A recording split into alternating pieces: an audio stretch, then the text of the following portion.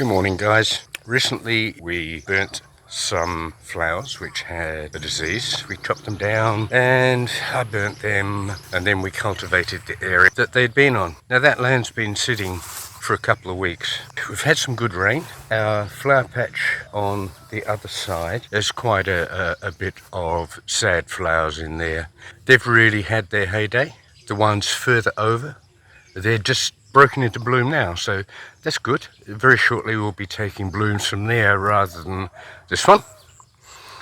But with that said, we rotate 3 crops of flower plants of different ages, so that we always have one that's in full production. So we're moving from this one to taking from the further one, which were the babies, the seedlings. So today we're going to get the cultivator going here.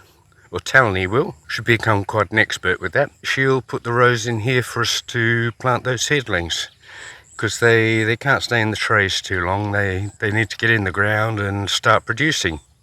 Here you can see we have 4 trays. Each tray, from memory, is 12 by 24. That's 288 flowers in each one. So say 300. There's just under 1200 seedlings there, which will go into that patch. And that needs to happen. We need to get them out of those trays and into the ground where they can start to grow properly and come up to mature age. So that's what we're doing today. Well, sounds like the only thing we've got on our plate, but that's not quite. There's always plenty of other stuff. There's still limes coming, and so they'll have to continually be picked. There's a couple there. They're ready for picking. Normally, at what stage do you pick them normally? Well, Talony seems to have her way of gauging, and I seem to have mine. But I seem to have found that the limes tend to be dull in colour. Well, they have colour, but the skin is more of a matte appearance. I found that the ones that are ready for picking, you can normally tell because the skin has become glossy. I'm guessing that's an indication that the skin is fully, oiled up, because there is oil in the skins of lemons and limes. And that would suggest that the fruit has come to a stage of maturity that it's ready to pick. I think that's the best way of kind of working it out, because you do tend to have quite a variation in size with the limes. Some very small and some are quite large, and of course some quite medium. If the tree has gone through a stage when a lime formed that it didn't have an adequate amount of fertilizer, then it seems to be a bit like people. If they suffer a degree of malnutrition when they're young, they tend to stop or stunt the growth. And I think that happens with lemon too. They will still mature and give you juice and whatever. And this particular lime here that's got left on its lonesome out in the middle of nowhere away from the other,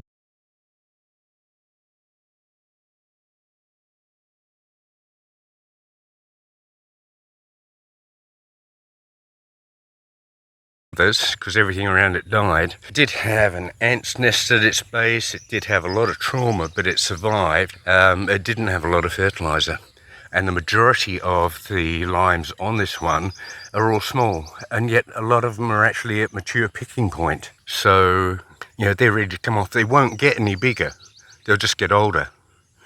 So when the skin's glossy, I tend to take them, and that tends to be the way. Sometimes the other indicator is the depth of colour between deep green towards maturity, where a lot of them will go yellow. So the more yellow they are, is also an indication. So if they're getting a definite tinge or quite a degree of yellow and they're glossy, they're most certainly ready to pick. I don't know if that sounds very scientific to you guys or people who are experts in citrus, but it's what I've picked up on the ground. Yeah, call it local knowledge, call it experience, call it what you like. But yeah, lemons happening, solar pumps working. Had a lot of rain last night. Everything's quite damped down. I don't know how we'll go with the cultivator. If it's a bit too wet, the cultivator tends to sort of sink and struggle a bit in that it creates uneven patches, because some of the ground might be more waterlogged than other places, and so you can be going up and down a bit. That's cool. We'll see how we go with that. I'm going back to get the cultivator now. And Talony's busy with her nephew. Picked another batch of corn earlier this morning, and they're setting up a little fire pit. They've got a 5-gallon tin. It'd be a cooking oil tin. Would have been palm oil in it. The top's been opened out of it. That's been put over the fire pit on some bricks. Pour some water in, and they'll cook the corn up that way. So they're doing that. I'm going for the cultivator, and that'll be the first tasks for the day. It won't be the last tasks. So we got the cultivator out, all topped up with fuel, warmed up, and I've just driven it over here to the patch. Talony get into that shortly, wherever she is. Sometimes hard to know. She changes direction mid-operation. Something more important to her comes up, so always a surprise. Life's interesting. It's now down to 34 degrees. We've both finished what we were doing. I was doing a lot of cutting, and while I was cutting, Talony was busy with the cultivator, and she was making the runs for the seedlings that she has had turn up yesterday evening. And she completed that, and then she put the solar powered water from Gyptoy's property, the next door's property, her niece's property, onto those runs to get them well saturated, so that she can then plant the seedlings. Not much you can do sort of in the interim to prepare that. It got up to about 38 degrees, and it was time to call it a day for, well, that period of the day. That's what we do. During the hottest part of the day, we get up early, 5, 6 a.m, and when the real heat of the day hits, we tend to drag on a bit, but we shouldn't. Then it's sort of time to have a shower, have a meal, to have a few hours rest.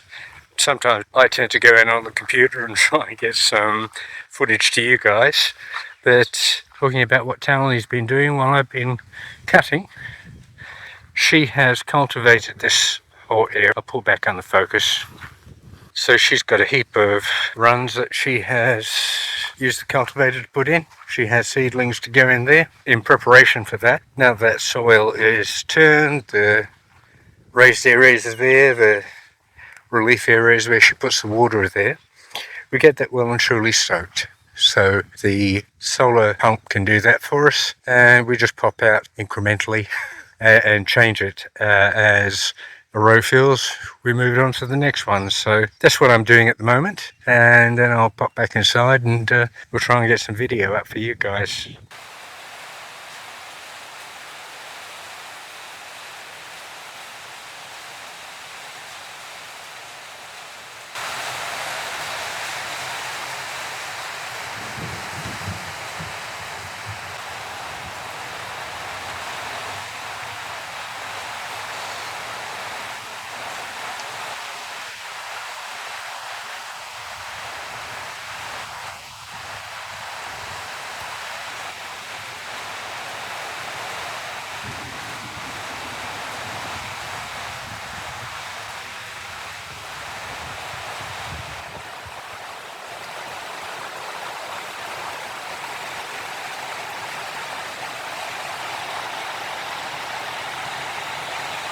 Is what he is. That and a friend of his that works in the police force and is also from Long Natal, so they both came back together for a few days break. And Fuch's friend, his mother is a bit ailing, and so he's in need of a few funds to try and help her with that. And he had a water tank and what's called a samrel, which is the little cart that they have, how say, bolted to motorcycles. So we've got one of those too over the house. The price was right. He needed money. Water tank for us is always welcome. We have the two big ones over in the tank room there. We have another one standing beside the blue house there, which is 1,000 litres. I think this is 1,000. Yeah,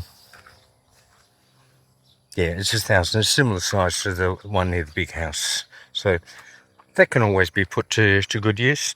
We might pop it here and connect one of the solar setups to it with a ball valve inside, and it can fill and be water that's not actually, pumped with an electric pump. We can just use it for the small work around here.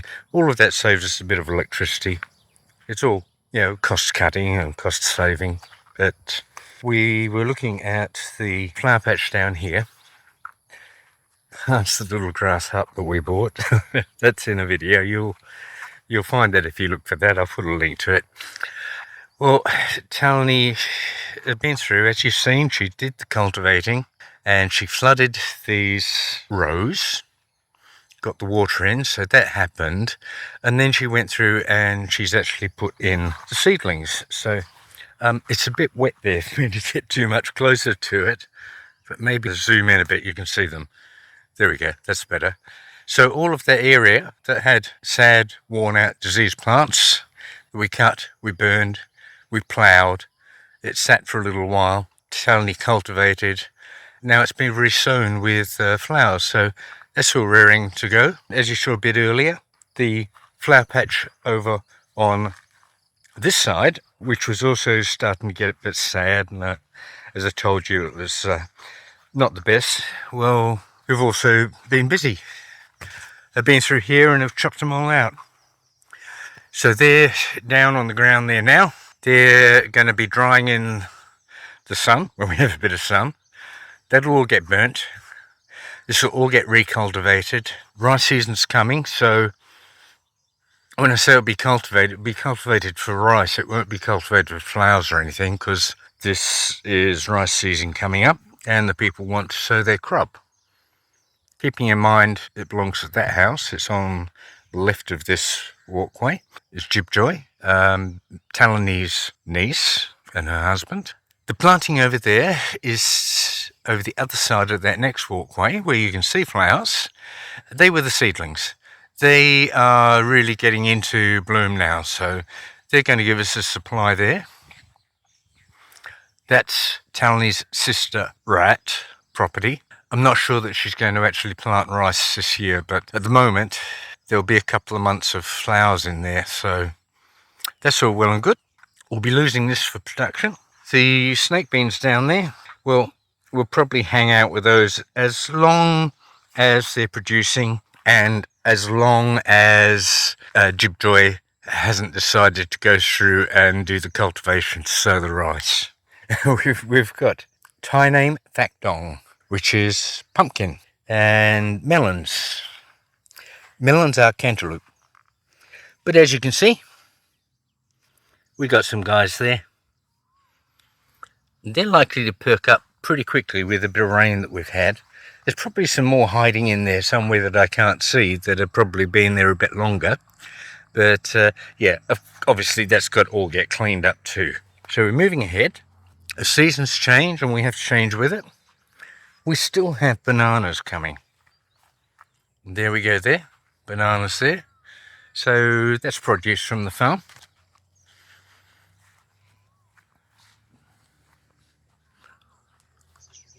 Another banana there. Pull that to one side. That's a reasonable size one. That's okay. They're quite small at the moment. They've got a ways to go. Another one down here, a little bit further along in the growing cycle.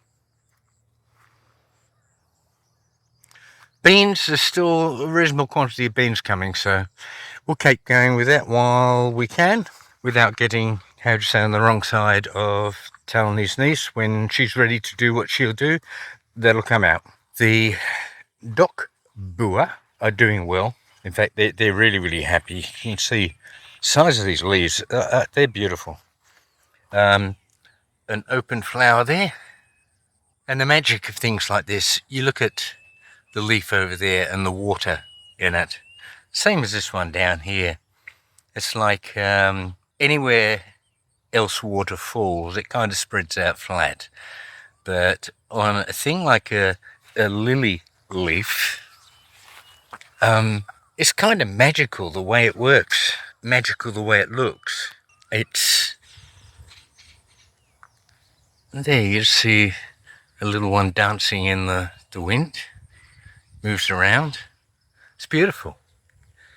It's quite captivating. Anyway, that's all well and good. They're starting to come along. We don't have full coverage yet. We will in a while. Fields have all been planted and sown. So moving on from there, please remember to subscribe down the bottom there, and comments, questions, etc. Always love to interact with you guys. So join the chat and we'll catch you later. Thanks for being here. Bye.